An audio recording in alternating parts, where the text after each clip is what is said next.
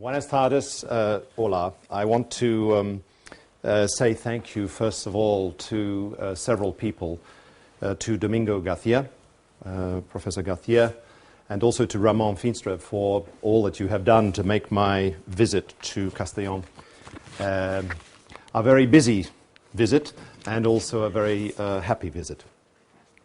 I would like to present to you tonight in just 30 minutes or so a small part of a new history of democracy which Elsa mentioned I have just finished and will be published in Spanish and in English and in other languages this year and early in 2010. And I want to start tonight by concentrating only on the period since 1945, since the end of World War II.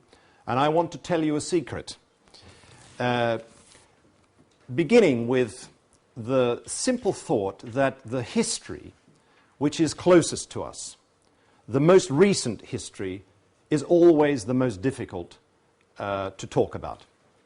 Events which are yesterday, the day before, the month before, the year before, their significance, their historical significance is very difficult to judge. It is in a way much easier to speak about the 20th, the 19th, the 18th centuries. And I want to suggest to you that the way that scholars, journalists and others have been speaking about democracy and the renaissance of democracy since 1945, that the way that has been conventionally spoken about is mistaken. You may know that in the literature there is a lot of talk of liberal democracy, of the return of liberal democracy. This is, for example, the way Francis Fukuyama, the American-Japanese scholar, speaks. Or there is the work of Samuel Huntington, who also American, who died recently, in his so-called third wave of democracy. I don't very much like these terms, and for reasons that I hope will be clear at the end of this public lecture. Because the claim that I want to put to you, the idea that I want to put to you, is that we need to change fairly fundamentally the way we think about democracy in our times. That there is a very major transformation which is going on, so to say, underneath our noses. And that this requires a different way of thinking, a different language for describing democracy. And I have, thanks to Ramon Finstra and others, I have decided to call this new historical form of democracy democracia monitorizada. Monitory democracy. And here you have the roots, at least in several European languages, of this term. It comes from the Latin, from monitoria and monere, to warn.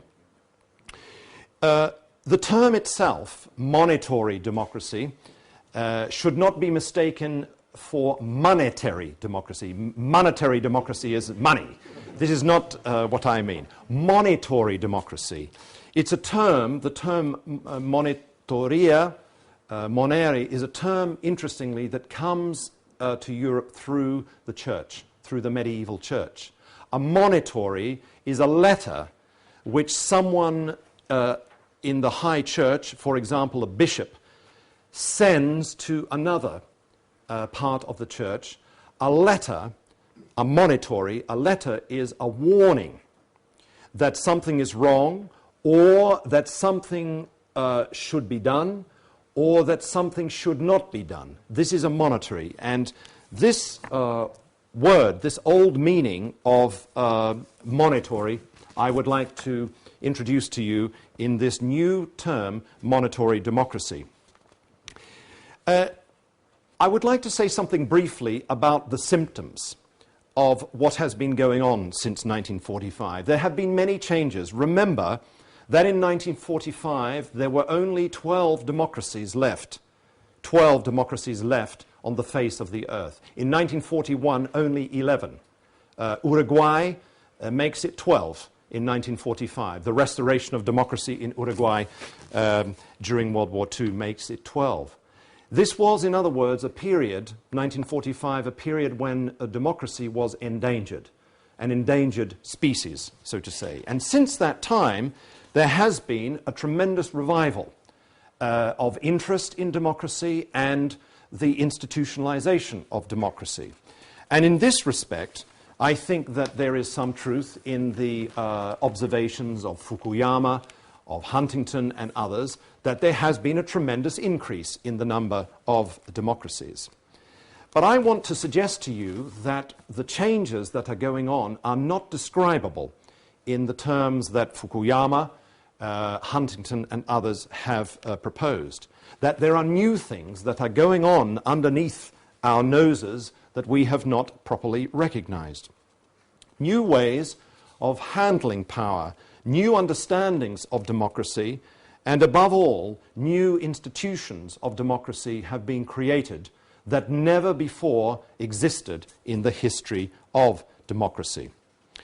One example, one clue of, that can suggest the changes is that about 100 new institutions that specialize in the scrutinizing, the monitoring of power, the control of power, about 100 new institutions have been born since 1945 that never existed before in the history of democracy.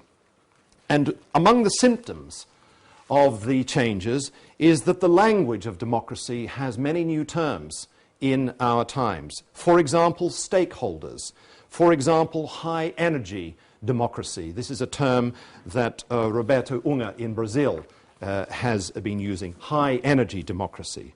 Stakeholders, participatory governance, communicative democracy, deliberative democracy.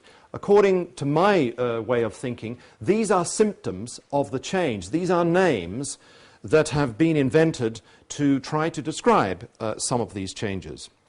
We are seeing as well a spread of the culture of voting. I'm not sure if you're aware, but for example, in Britain, many more people, young people under 25, vote in game shows, in television shows, than they do for politicians and parties. They MSN, they send online messages, and so on. And the culture of voting is spreading to many institutions. This, I think, is a part of the symptom of what is going on. And I like to say, as you can read in the translation, which was very kindly prepared, that we are moving from a society where the historic struggle was one person, one vote. It was the great political slogan of the 19th and early 20th centuries. The demand by workers, the demand by women and others for the right to vote. We are moving from this era, where more or less this is a settled issue, to another era where the demands are something like one person, many interests, and many votes. If you think about the institutions in which you are voting, or that you have a say, I would say that there is a tendency to multiply citizens' votes so that democracy becomes more than simply elections, parties, parliaments, governments, courts. Democracy comes to mean something more, nothing less than elections, but something more. The scrutinizing, the monitoring of power from other non-electoral, non-party, non-parliamentary institutions. The changes that I'm going to describe to you are not Atlantic or Western only. One of the remarkable things about the emergence of monitory democracy, if I am right, is that many new inventions in the matter of handling and controlling and publicly restraining power, many of the new inventions come from various parts of the world. For example, participatory budgeting, which is one of the new inventions in the era of monetary democracy, is a Brazilian invention. Or, if we take the invention of integrity commissions, integrity bodies. These are an Australian invention. Integrity bodies are bodies outside of Parliament, outside of parties, whose job is to monitor the behaviour of police and to have the power to prosecute the police, for example, for corruption or for wrongdoing. This is an Australian invention, and these have spread to various other countries. In Britain, we do not have yet a monitory body for controlling the behaviour of the police. So if there is a complaint against the police, it is handled initially by the police themselves. This is also, these trends, so this is not just a Western phenomenon, and you can find, as I will mention in a moment, you will find many of these monitory institutions in the new democracies, for example, of India. India has many examples of these power-sharing, power-constraining institutions. So what have I got in mind? What do I mean by the invention of these new institutions? If I may, it's a little bit boring, just mention several handfuls of these institutions. Citizens' juries, bioregional assemblies, participatory budgeting, focus groups, talkie-okie. I'm not sure if you know what talkie-okie is, as in karaoke. Talkie-okie is when you have live on the internet the filming of an event where people are discussing, deliberating about some local matter, and the broadcast goes live onto the internet for others to watch. It would be possible to turn this lecture into a talkie-okie if you wanted. Public memorials, teach-ins, consensus conferences, citizens' assemblies. I will say something more about them in a moment. Democratic audits, global associations of parliamentarians against corruption, and constitutional safaris. A constitutional safari is when, used in South Africa, the drafters of the constitution go travelling. They go on safari to look at other constitutions around the world. The South African constitution, by the way, contains within it clauses from 8 other constitutions, including the Hungarian constitution. It's something new in the history of democracy. I mentioned that India has many examples of these monitory institutions. Railway courts, public interest litigation, a green bench on the Supreme Court of the Indian High Court. Satyagraha, non-violent resistance to power. This is, of course, a Gandhian invention. I could add to the examples social forums, summits. I will say something about summits in a moment. Public scorecards, the issuing of scorecards publicly to assess the performance of governmental institutions and also non-governmental institutions. International criminal courts, as for example in The Hague. Global social forums of the kind that recently met in Brazil. And the growing trend for many non-governmental organizations, including businesses, to adopt constitutions which specify the way in which power is exercised within those institutions. I will give in a moment the example of the International Olympic Committee.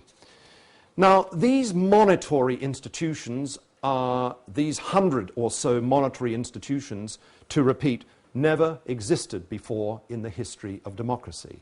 When I was trying to write this new history of democracy, I suddenly became aware that it's so obvious that if you take the very long view of the history of inventions in the long history of democracy, going back at least to Greece, you see that the period after 1945 is a very special period. Some things new are going on, and I am trying to find a language for giving a name to this new tendency, and I am trying briefly tonight to say something about how it operates. Let me, if I may, I think I go up or down. Let's see what happens. Up. Oh, is it? Oh, try this one. Aha. Okay, let me put this very simply. Our grandparents, our parents, our grandparents, our great-grandparents, when they took an interest in democracy, if they had discussions about democracy, were familiar primarily with this model, if they were lucky to live in countries where there was democracy. Democracy, until 1945, primarily had these qualities. First of all, it was contained within the territorial state. One had democracy in Germany, France, Spain, and so on. It was a system of government whose central organizing principles were periodic elections, multiple parties, the election of representatives to a parliament, and the parliament somehow related to the executive. Could be presidential, it could be prime ministerial system. Citizens operating, living in a civil society have the right to vote for the representative of their party choice, and in this way governments are formed. This is a very simple, of course, model of democracy. One of the things that is going on, I believe, in the world of actually existing democracies, as much in Chile, as in Mexico, as in the European Union, as in India, in Taiwan, in South Africa, one of the changes that is taking place is a change in the political geography, one could say, of the institutions. Please do not misunderstand the... Am I going up or down here? Page up or down? Down. Oh, I'm going down. Okay. And we have... Because it's in 2 times. Okay. We are moving towards something like this. The blue, you can see, if I may wander here, these are territorial state boundaries. These are the older mechanisms of electoral democracy. But what we have is the growth of monitory institutions, including monitory institutions that operate across borders. And the multiplication of institutions, of sites, where power is subject to scrutiny, to accountability, to monitoring.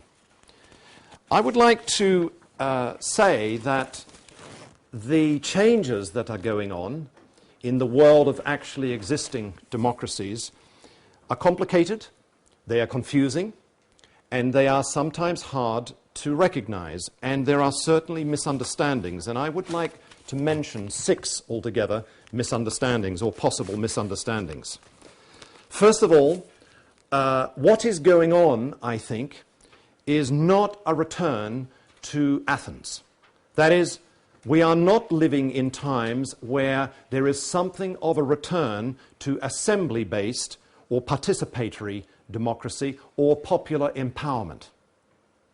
I think Benjamin Barber and others who have made a plea for this to happen, I think descriptively this is misleading. What we are seeing is not the transformation of representative democracy into some kind of popular or some kind of assembly-based direct or grassroots democracy. There are plenty of experiments along these lines, but let me mention that each of these monitory institutions that I have so far mentioned typically rely on representation. And the whole idea of a procurador, the whole idea of a representative is very central to the changes that are going on. Let me mention one example. From Canada, from British Columbia, in fact, comes the example in recent years of the Citizens' Assembly. It's a new method of deciding the allocation of power. And you may know that briefly what happened in British Columbia is that the government, after a lot of pressure, decided to review the electoral system. Normally, this would have been done in the era of representative democracy by the parties, by a parliament, or by an executive. Instead, the British Columbian government decided to establish a citizens' assembly. Through the computer electoral roll, 2 citizens were randomly selected from each of the electorate. They met for 1 year. They were introduced to experts on electoral systems, and the question was, should we change the electoral system for the province of British Columbia? They recommended, in fact, a change, which was subsequently narrowly defeated in a vote, and there will be, this year, 2009, another attempt to change the electoral system from so-called first past the post, the old British system, to some kind of proportional representation. Here's an example, first point, that many of the new monitory institutions depend upon representation. They are not, so to say, based on the originally Greek model of direct face-to-face involvement of citizens. Second possible misconception. Please do not think that elections in provincial or national elections are becoming less important. As we see from the recent American case, elections can be life and death processes. They can alter the balance of power and the whole change of the language and the policies of governments. This is undoubtedly clear, but what is, I think, very interesting about the age of monitory democracy is the growth of many institutions and processes that run parallel to elections, parties, and parliaments. And one example of this is, it's entirely new in the history of democracy, is the invention of election monitoring. Election monitoring. This never existed before in the history of democracy, not in the early 20th and the 19th century. It's in fact a kind of mechanism for publicly scrutinizing the behavior of elections, of parties, of governments, and even, you may know that in the 2004 elections in the United States for the first time, the OSCE monitored the American elections. This is quite a change. The most powerful democracy on the face of the earth is subject to external independent monitoring. It was declared a free and fair election, and the same thing happened in November of 2008. The team of Barack Obama sent, for example, 5,000 lawyers to Florida alone. 5,000 lawyers monitored the election in Florida in the presidential elections. This is a symptom of the kind of change that I'm talking about. So democracy is becoming elections plus, nothing less than elections, but also, in addition, the monitoring, the scrutinizing of power outside of elections.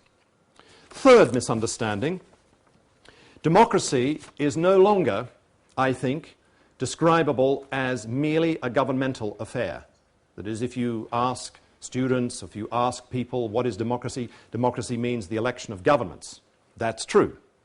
But I think that one of the important and unusual, unique trends since 1945 is the spread of the language and the mechanisms of democracy into the domain of sociedad civil, into civil society. You can see this in many examples. For example, the way in which public scrutiny of power is now happening in the condition of children.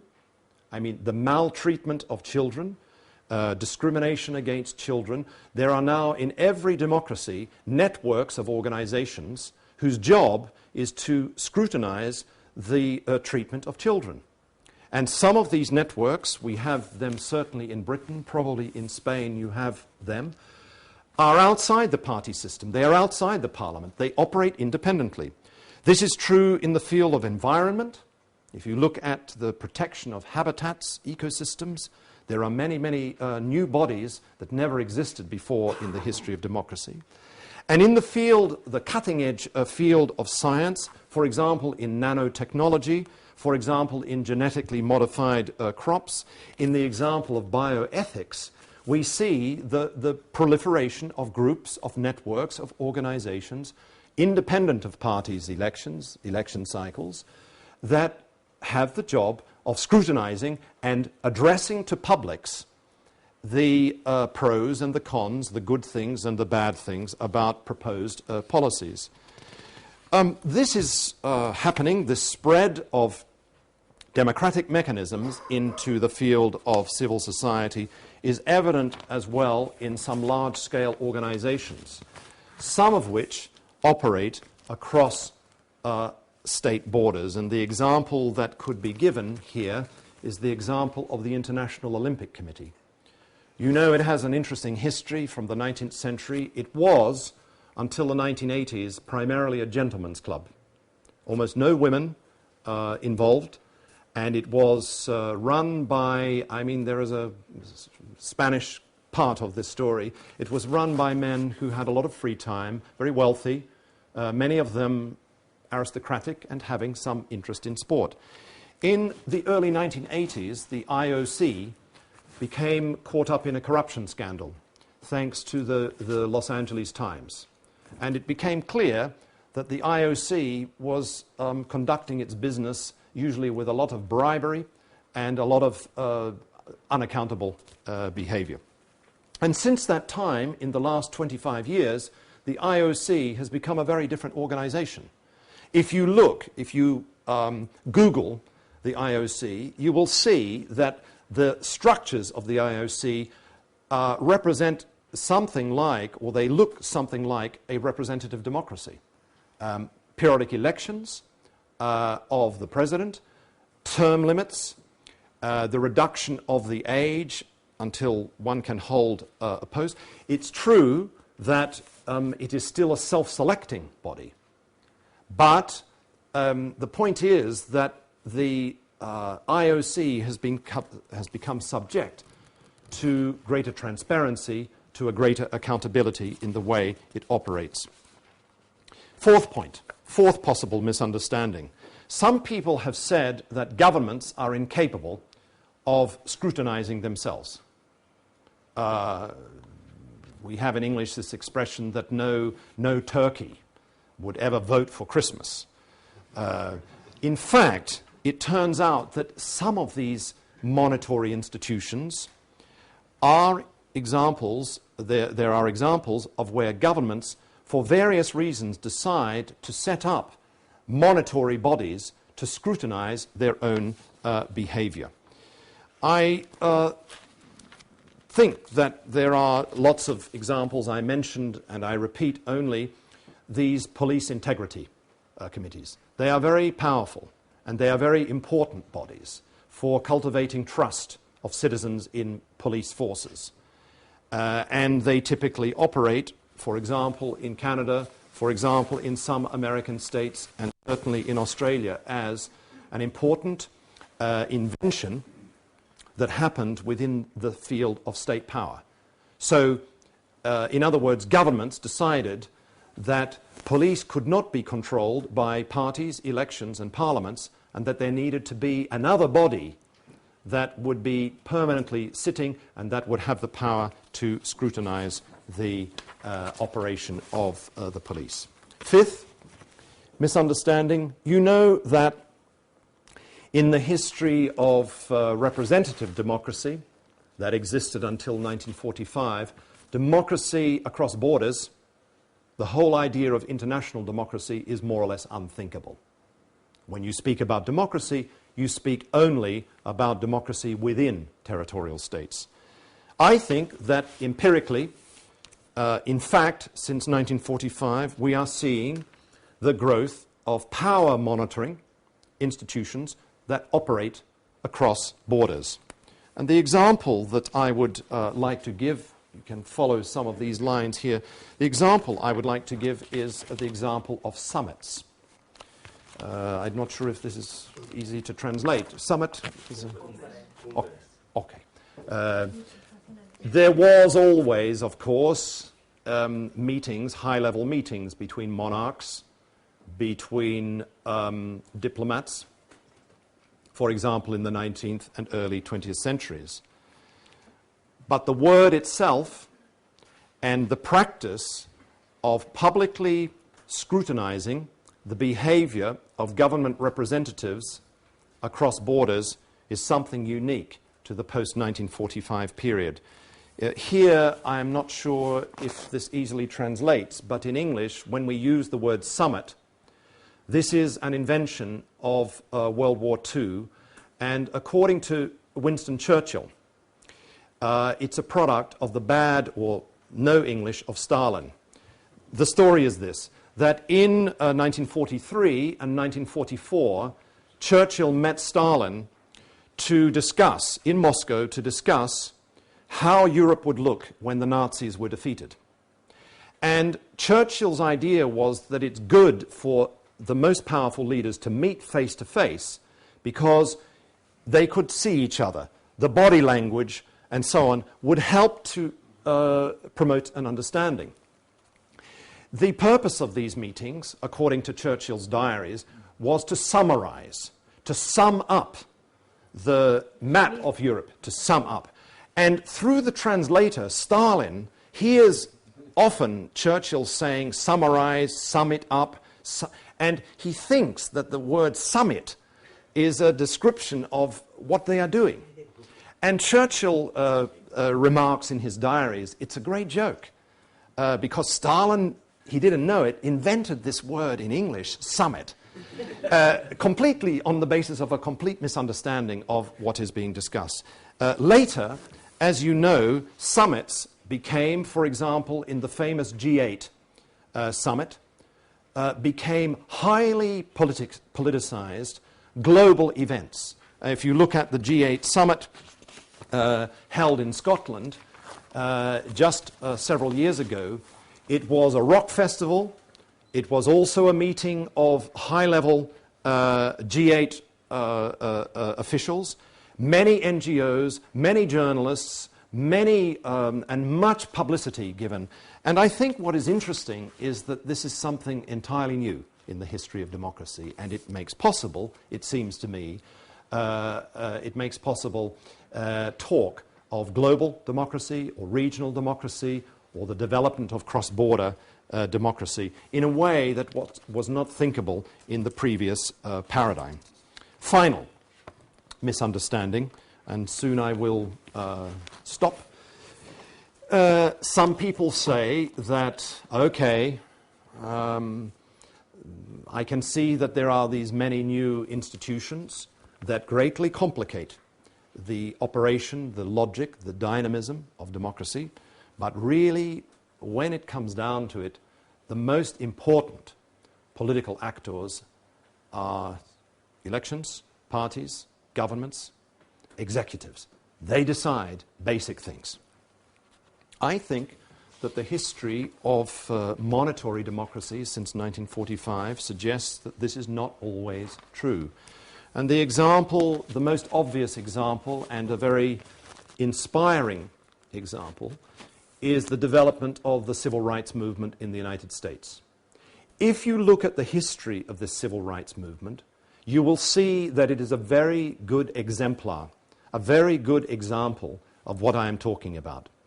Outside the party system, outside of the election cycle, outside of parliamentary institutions, a movement is developed under great difficult circumstances, which invents many new mechanisms. The sit-in. The sit-in, which was used, for example, to target Woolworths, is the idea that if you want to break the pattern where only white people can go to Woolworths to have lunch, then the sit-in is when you occupy, you dress up in a suit, black man or woman, dress up, look smart, go into the restaurant and sit down and leave one seat for someone white to come. The tactic of the sit-in was widely used. It always ended with the police coming and usually people beaten, dragged away and put in prison. There were other techniques. No bail pledges. If you got thrown into jail, you refused to pay the bail, and so you stayed in jail. Sing-ins. The use of church choirs to publicize this action against basically a form of apartheid in the South of America. And the development of all kinds of networked bodies like the SNCC, SNCC, and the Association of Colored Peoples. This civil rights movement, with its monitory institutions, as you know, it's a complicated and very dramatic story, produced some major changes. It produced Martin Luther King. He's a product of this. And one could say that it led to two major legislative changes in the 1960s. The 1964 Civil Rights Act, which was signed by President Johnson, and the 1965 Voting Act. These legislative changes came from pressure outside the party and election and parliamentary system in the United States. And if you really wanted to push it, you could say that the long-term effect of the civil rights movement was to elect the first black president in the history of the United States. Certainly, Obama is a product of this kind of change. So my suggestion to you is that there are times when monetary institutions have tremendous power effects from below on parties, on governments, on parliaments. Now, I would like to finish by asking a very basic question about why this happened. Why did these changes occur in the world of existing democracy? Why is it that we need a new language in which to analyze, to describe, to think about strategies, and to think about the norms of democracy? Why, in short, did monitory democracy happen? I think that there is no single cause. If you think that this is all an American plot, this is only one part of the story. It's true that the fact that after 1945, one of the major powers, the United States, was a democracy, undoubtedly has had it undoubtedly helps explain some of this. But I want to look at some other reasons. The point is that monetary democracy has no single cause. There are multiple causes. And among the causes is the feeling, I would say, in the period around 1945 to 1950, that democracy quite possibly could disappear from the face of the earth. This was a period, remember, in which the problem of Palestine surfaced. It was a period where India and Pakistan separated with a vicious refugee and violence problem. This was the period of the birth of the Cold War, and this was the period, of course, in which the occupation of Central and Eastern Europe happened. And if you look at this period, you will find many, many observers are depressed about democracy and its future. And you will also find that there are areas where the feeling develops that democracy now will only survive if there are innovations. And I would say that the one key example of this, if you want to look empirically, is the example of the UN Declaration of Human Rights. That document and the politics that went into that document around Eleanor Roosevelt and others is an example of where it's felt that in order for democracy to survive, it has to change. And you can see in this period also many intellectuals. I mentioned some earlier today, Jacques Maritain, Reinhold Niebuhr, and others, who are convinced that democracy now needs to become tougher. It needs to have many more power-controlling mechanisms than under the previous model. But it seems to me that if there is one factor which should give us hope, which should help us better understand why monitory institutions are in many contexts growing and greatly complicating the way democracy works, then there is no doubt in my mind that it is the emergence of a new galaxy of communication media that is very important. Nueva Galaxia. What am I speaking about here? It's very, think of it like this. The age of Greek democracy began in the era of orality, of speech.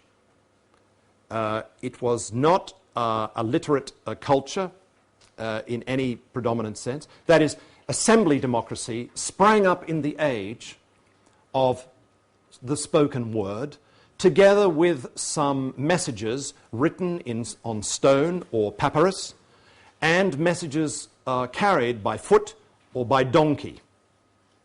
Primarily, the age of classical democracy, in other words, was born in the era of speech, of public speech. The age of representative democracy that began, this is a term from the 18th century and for which there were many struggles during the 19th and the 20th century, the age of representative democracy sprang up in the era of print culture, the invention of the printing press, the rise of the newspaper, the book, the pamphlet. And interestingly, representative democracy collapsed in the 1920s and 1930s with the coming of radio and the very early period of television. Mass broadcasting helped in some cases to kill off representative democracy. You remember the remark of Bertolt Brecht that fascism in Germany would not have been possible without the radio. The question is, if I am right about this development of a new form, historical form of democracy, and if you agree that we could for the moment call it monitory democracy, the question is, what kind of communication system, what kind of media system helps or promotes this trend? I think it's clear that from the 1960s onwards, we have moved and are still moving into an entirely new galaxy of communication media that never existed before. And you know this because you practice this. It is the first time in the history of the human species that text, sound, and image are integrated into a complicated networked system of communications that is global. This is something that I think greatly helps, underpins, shapes the era of monitory democracy. Here, to give you just one illustration, is an image of the internet. It's the year 2000, 2001, developed by a laboratory in California. Never mind the colors, but you will recognize this. It's like a snow crystal. This immensely complicated networked system of linkages between computer-linked linkages across the world. This is the new galaxy of what I call communicative abundance that we have moved into. You could conduct a thought experiment. If tomorrow morning the internet collapsed, satellite broadcasting was somehow technically cut off, if all aeroplane travel was removed, I would say that monitory democracy would not last for more than a week or two or three, perhaps a month. It couldn't function. Most of the organizations, the watchdogs, the monitory institutions that I have been speaking about couldn't function if the communication galaxy of communicative abundance was weakened. One of the things that is greatly interesting for me is to analyze how communication media shape the operation of governmental, legal, and civil society institutions. And there are many things to be said about the long-term impact of this new computer-mediated galaxy of communication. But one of the things for me that's very striking is that the gap, the division between public and private is changing. What I mean by this is that the world of the private, where things are hidden away, where power can be exercised with nobody knowing what is going on, these days this very phenomenon of the privacy of power is beginning to break down. Let me give some examples. In the last year, a government minister, in fact a foreign minister in Finland, resigned after journalists found out that he was sending text messages to a dancer with whom he fell in love. He's married, of course, and he sends her several hundred text messages. Journalists find out about it, it's publicized, he resigns. The private is public. That is, the exercise of power is subject to public discussion, public disputation. Or take the example, which was very prominent in the last American election campaign, of the use of what are called embeds. Someone with a handheld mobile phone or someone with a small Sony camera shoots something, immediately uploads it on to the web, and suddenly the images are everywhere. You may know that at the beginning of the campaign there was a Republican congressman who made a racist remark in a supermarket checkout, I think in North Carolina. So he's at the supermarket and he's checking out and he makes a racist remark. What he didn't realize is that someone was filming him on their mobile phone. That immediately goes, and he had to resign, of course. Life is becoming harder for parties, for politicians, for parliaments, for whole governments. And indeed, you can see that the use of blogs, of user-generated social networking sites, wiki platforms, YouTube, I mean, these are all examples of the way in which power is increasingly being monitored in not only the field of government, but also in the field of civil society. This is an era in which breaking news can, in fact, break governments.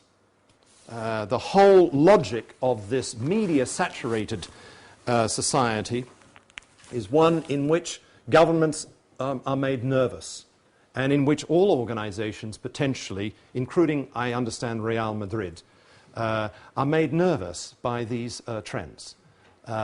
Stuff happens, events happen, and these are easily publicized in a way that was not possible in the age of our grandparents and great-grandparents. Let me remind you that in the era of the American Revolution, a message from London to Philadelphia took 6 weeks, and another 6 weeks to come back. That is, news took 12 weeks to travel across the Atlantic. This now, of course, happens in a matter of nanoseconds, and this, I think, changes the operation of governmental and non-governmental institutions, and I think it is changing, it is helping to change the whole character, the contours, the qualities of democracy as we know it. In the paper, which I hope you will read tonight before you go to sleep, I speak about the way in which some bodies, some institutions are cleverly taking advantage of these trends. If you look at Human Rights Watch, if you look at Amnesty International, if you look at the Global Accountability Project, I mean, these are initiatives where the operation of government and non-governmental organizations is increasingly done through these new media of communication. Now, I think I better stop. You may think from this lecture that I am thoroughly optimistic. I didn't say anything about the negative trends, about the trends that are blocking, frustrating, weakening this trend towards monetary democracy. But if I am right, we need a new language for understanding the democracy as it actually exists and where it is going. I think, if I am right about this trend towards monetary democracy, it helps to explain many things. For instance, Why is it that membership of political parties is now at an all-time historical low since the 1920s, since the era of universal franchise? The reason, if you ask if you ask young people, many of you, why you are not a member of a political party, they say, because actually I identify much more with Amnesty or Greenpeace or some network or some other body.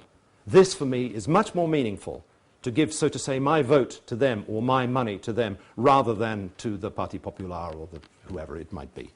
I think this helps explain why the reputation of politicians is at an all-time low and why governments are finding it increasingly hard to govern without scandals. It is, I think, because of the change in the whole composition, in the contours, in the political geography of democracy. And I wanted to thank you very much, muchas gracias, for your attention. And I would be very glad to hear discussion about this topic. Thank you very much.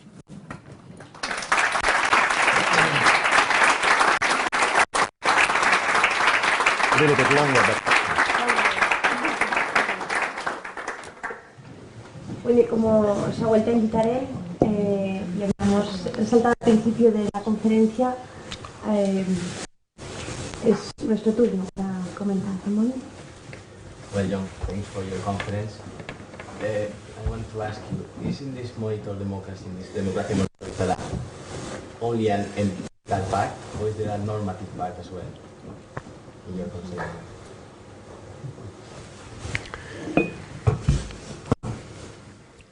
I think that, so the question is there something good or something normative about this? And I think, to put it very briefly, that it requires us to change our understanding of democracy, to preserve old meanings, but also to change them, so that democracy comes to mean greater equality, equalization of power. It means the public control of power.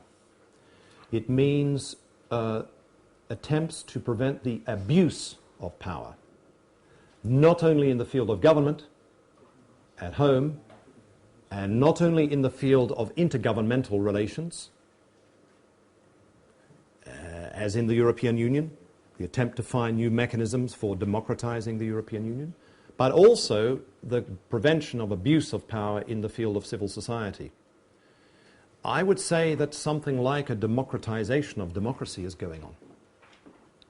And if I am right, we can no longer think of democracy in the Washington way, in the last 8 years, where democracy is periodic elections, multi-party system, and a parliament with a written constitution. This, I think, is passé.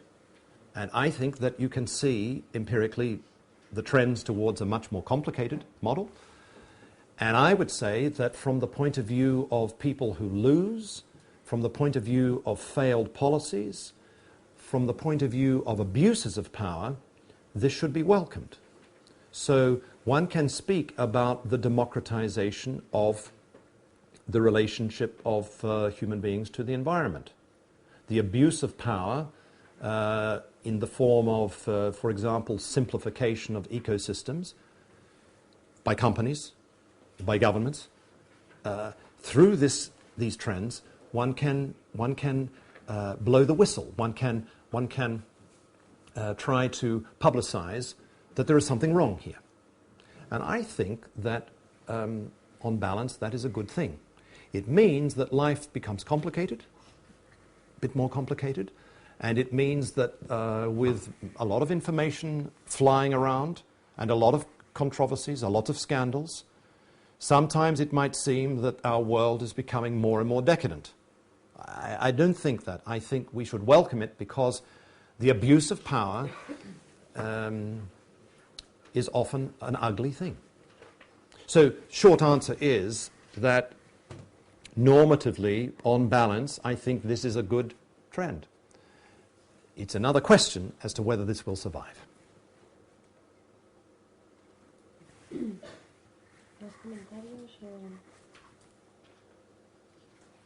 We can't have silence.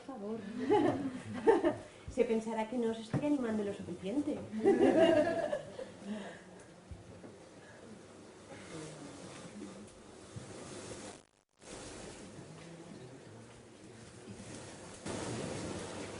Well, I can go to. I think that this is. I agree with this description, and I think that it's really good to see as our representative democracy has another age. I mean that we don't forget in the path the good of the representative democracy. At the same time, I see some dangers on this. Make public everything that is private. I mean, this is in some ways, some subjects, this is good. For example, the domination of the women from the men. This is good. That it was a private sphere, and then this is good that come to the public discussion. But there are others that not. I mean, for example, and there are a lot of information about this in this monitoring arena, above all in the political sphere. I mean, for example, the private relationship among the politicians. I don't know if this is really good to the political institution and the political thinking and in the civil society. Do you understand that? I do. I mean, where is the barrier of how we can manage this good potential, but it could be bad too? I think it's a very good question, and I think that there are certainly some negative trends that this monitory democracy will have to deal with, and is already partly dealing with. For instance, anybody in this room who was the object of media attention about something private will know that it's hell. That when journalists hunt, when they hunt for a story, it's hell. Your life is ruined. The life of your children, the life of your partner can be ruined. And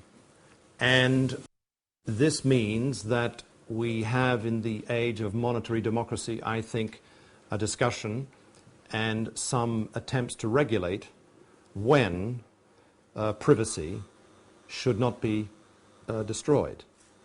And it's interesting that we had, for example, in Britain in the last 6 months, a major case which went all the way to the High Court, where the judge, I think very cleverly, in a freedom of, in a privacy case concerning a man who is a very important man in the world of motor racing. Probably you followed the story. But the judge's ruling was that it depends on the context. If the President of the United States, let's say,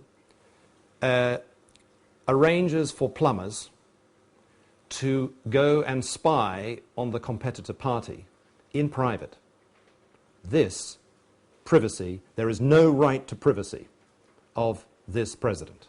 That is, the Watergate scandal, and by the way, all gate scandals, as we say in English, are now of this kind, that some things that are hidden should be brought out into the light of public.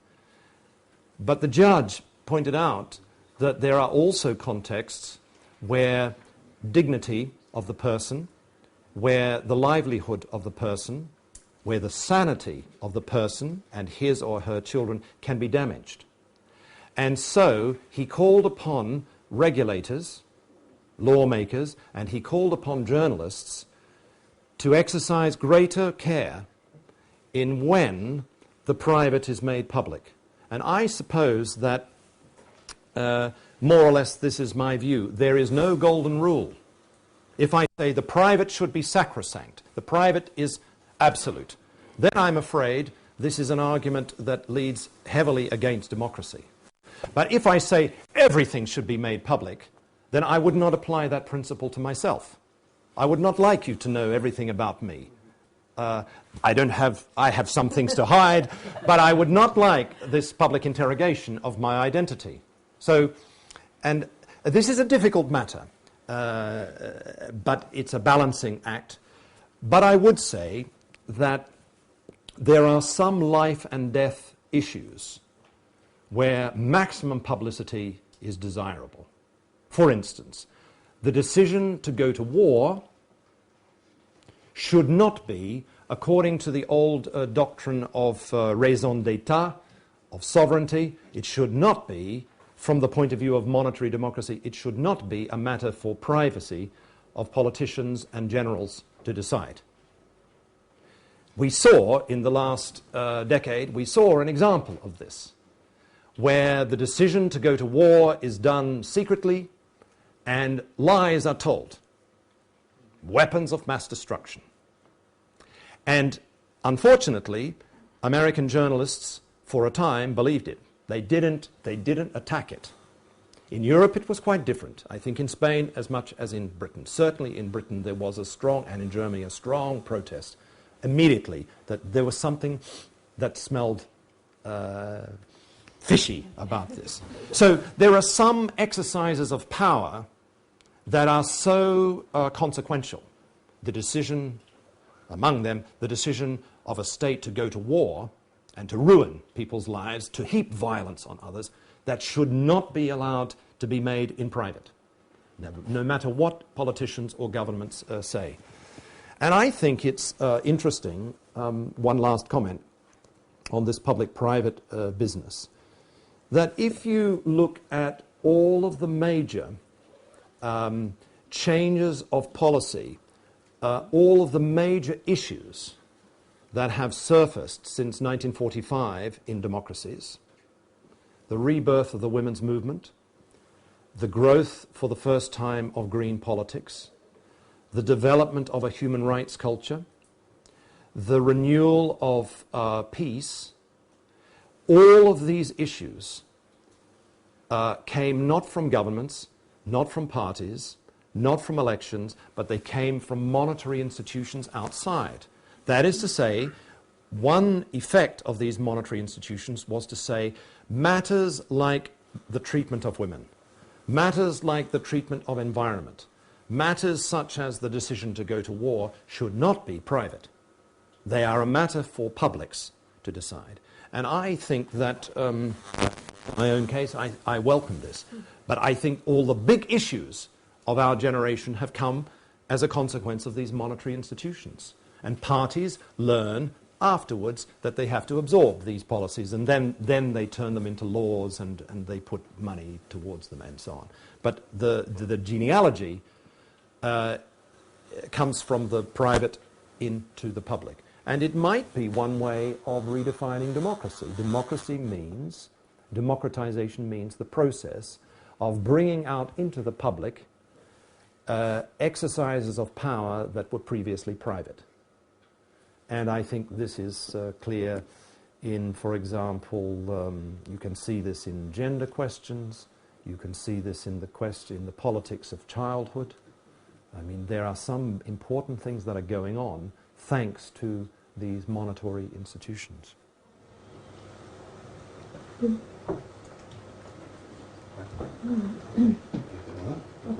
Traduce, si nos acostumbramos a... No, es muy breve. ¿No parece una renuncia a hablar de democracia monitorizada? Renuncia a la participación, al control, a la decisión política? ¿Puede parecer?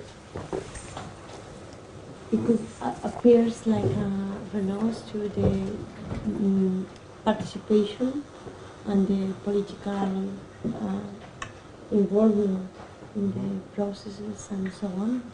This age of monitoring democracy. I mean, some of these gracias. Some of these inventions involve direct participation of citizens, no doubt. For example, my local government in inner North London has just developed a program of children's parliaments. They are really dangerous inventions. I mean, if you go, you hear 12, 13, 14-year-old children talking about the things that matter to them. And so far, these are just talk shops. But the idea is to cultivate, to develop a culture of citizenship among young people, to prepare them for the time when they will vote at 18, or now in Austria, 16. And so some of these institutions encourage the involvement of people outside the election party parliamentary system. And I think that's, in terms of democracy, in terms of citizenship, this is a desirable thing. But remember that there are different modes of participation. And one of the implications, the research implications of this Gestalt switch, this shift of paradigm, this shift of perspective that I'm proposing, is that it would force us to think about different ways of involvement in politics broadly understood. For instance, hypothetically, I can choose not to be a member of the Conservative Party or the Labour Party in Britain. But I can choose to be a member, to be a supporting member of Amnesty International. How do I do it? Someone comes to my door and says, "Are you a member?" "No." "Would you like to become a member?" "Okay." "How do I do it?" "Well, if you give us €2 a month, for example, you could do it through your bank, or you could send a check, or then you could become a member." And of course, I don't know the membership figures, but in Britain, over 1 million people are a member of Amnesty. Many more than political parties. Now, what kind of involvement is this? This is not Greek direct face-to-face participation. It is the giving of money, a kind of contract. If I don't like Amnesty, if they make some stupid remark or some stupid policy, then I withdraw my membership. I turn my back on them. So I think that one of the effects of this monetary democracy is to broaden the repertoire, to change the meaning of citizen involvement. It can mean, and often does mean, that one identifies with this monetary organization as a representative of one's views, although you never vote for them. And one of the challenging points is whether unelected representation is democratic. I mean, my view is that we have to stretch the meaning of representation to include unelected representation, because you can be represented in other ways than direct voting and direct involvement. For example, through joining or receiving literature, perhaps attending once a meeting, or simply watching an event, identifying with an event. Those more than 1 billion people who witnessed G8, Live 8, were participating. I'd say participating democratically. They didn't vote for G8. They had no means of voting. They didn't pay money. But they watched with sympathy, with empathy, this global media event whose slogan is "Make Poverty History." I mean, this is something that is special to the age of monetary democracy. And I think that we should have an open mind about this. Of course, when an organization, a monetary organization, abuses its power, then this is a difficulty. And the question is how to prevent the abuse of power.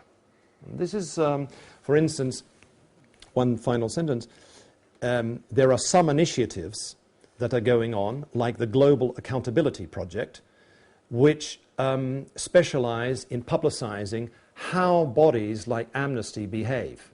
Do they have a written constitution? Do they advertise their budget? Do they publicize their budget? Do they publicize jobs? How do they deal with disputes? I think the era of monetary democracy is encouraging and should encourage this. That is to say, even the monetary institutions should be open. They are not gods. We should not believe unconditionally in them. And if we subject public pressure to parties, we should also do that for monetary institutions. I didn't say you that there are many teachers here from the secondary school and bachelors. And then when you talk about the child in parliament, it's they can understand which kind of arguments the children can choose in this one.